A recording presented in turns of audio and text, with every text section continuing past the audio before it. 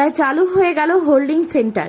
ইংরেজবাজার শহরের চন্দন পার্ক এটাই মালদা জেলার একমাত্র হোল্ডিং সেন্টার।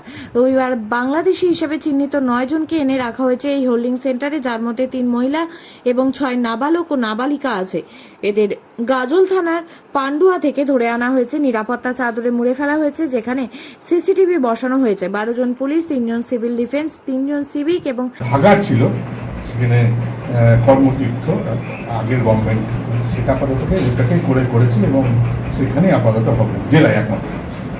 হ্যাঁ, সেভাবে যেখানে যেখানে এক সময়তে তৃণমূল কংগ্রেস তারা হচ্ছে যে আমরা দেখেছি এই কিছু কিছু যে ঠেক তারা তৈরি করেছিলেন, যেখানে হচ্ছে যে একটা যে অকর্ম যে সমস্ত দুষ্কর্মগুলো হতো সেই সমস্ত জায়গাগুলোকে আজকে আমরা সেটা চাইছি যাতে মানুষের কাজে ব্যবহৃত হয়। সেই জন্য এই যে কর্মতীর্থ ইত্যাদি সমস্ত দেখছেন যে পথ সাথী ইত্যাদি সমস্ত বিভিন্ন জায়গাতে কি একটা তৈরি করেছিল, যেখানে কিচ্ছু হয় না, যে কোনো রকম হচ্ছে মানুষের কাজে লাগে না, যেগুলো শুধু দুষ্কৃতদের জন্য এই সমস্ত যে তৈরি করা হয়েছিল, যে মানুষের টাকায়, অর্থাৎ আমাদের পশ্চিমবাংলার সাধারণ মানুষের তাদের অর্থে যে সমস্ত হচ্ছে যে বিনা কারণে কিছু ঘর বাড়ি মানে অট্টালিকা তৈরি করেছিল, সেই সমস্তগুলোকে আজকে হচ্ছে সরকারিভাবে আমরা কাজে লাগাবার চেষ্টা করছি। এবং যেখানে তৃণমূল কংগ্রেস চোরেরা এই যারা মানুষকে লুট করে যারা অট্টালিকা তৈরি করেছেন, যেখানে তাদের কোনো পেপারস নেই, সেগুলো তো দেখছেন যে আমাদের রাজ্যের মাননীয় মুখ্যমন্ত্রী সম্মানীয় শুভেন্দু অধিকারী, তিনি আমাদের রাজ্যের মানুষের জনপ্রিয় একজন জননেতা, একজন মুখ্যমন্ত্রী, তিনি সঠিক সিদ্ধান্ত নিচ্ছেন এবং সেগুলো দরকার হলে পরে যেখানে কোনো পেপারস যাদের নাই, যেখানে কাগজ দেখাতে পারছেন না, এই যে এখানকার হচ্ছে একসময় দাদা ছিলেন উনি ভাইপো, তার এত সম্পত্তি, এত বিলাসবহুল সমস্ত তার বাড়ি ঘর ইত্যাদি সব বুলডোজার দিয়ে আজকে ভাঙা হচ্ছে। আমরা দেখেছি উত্তরপ্রদেশে বুলডোজার বাবা, আমরা পশ্চিমবাংলাতেও বুলডোজার বাবা আমরা দেখতে পাচ্ছি। এই কর্মতীর্থতে শুনলাম অনেকজন ধরাও পড়েছে, কি আপনারা কি আমরা এইখানে আইনের মাধ্যমে যা যা আছে, আমাদের রাজ্যের মাননীয় মুখ্যমন্ত্রী বারবার বলেছেন আমরা নিয়মের মধ্যে আইনের মধ্যে আমরা সমস্ত কাজ করব। কোনো রকম কোনো বেআইনি কোনো কাজ আমরা পশ্চিমবাংলায় এখানে হতে দিই না। বেআইনি কাজকে আমরা পুরোপুরিভাবে কঠোর হস্তে আমাদের রাজ্যের মাননীয় মুখ্যমন্ত্রী এবং মন্ত্রী যারা আমাদের ইতিমধ্যে যারা আমাদের হচ্ছে যে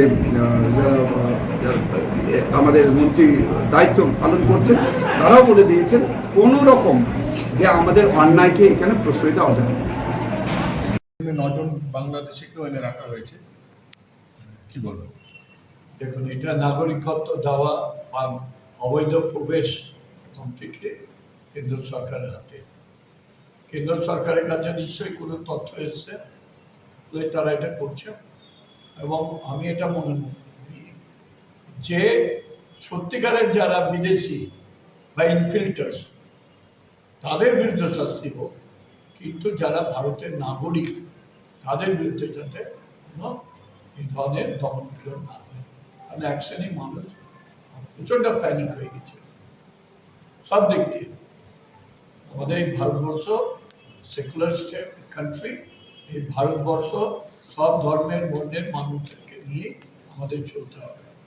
না তা বলে কি বাংলাদেশি বা একদম, আমি তো বারবার বলছি যারা বাংলাদেশ থেকে আসবে, অন্য দেশ থেকে আসবে, বিভিন্ন সন্ত্রাসমূলক কাজ করবে, নোংরামি করবে, তাদের বিরুদ্ধে প্রপার অ্যাকশন। এই যে হোল্ডিং সেন্টারটা হলো, এটা তো এতদিন হয়নি, আগের সরকার করেনি। এখন এই সরকার মনে করেছে এটা তো রাজ্য সরকারের ব্যাপার না, এটা তো কেন্দ্র সরকার। কেন্দ্র তো বারবার বলছিল এখানে করার জন্য, এখন সরকার চেঞ্জ হয়েছে। এটা কি আগে করা উচিত ছিল? মনে হয় আগে করা উচিত ছিল।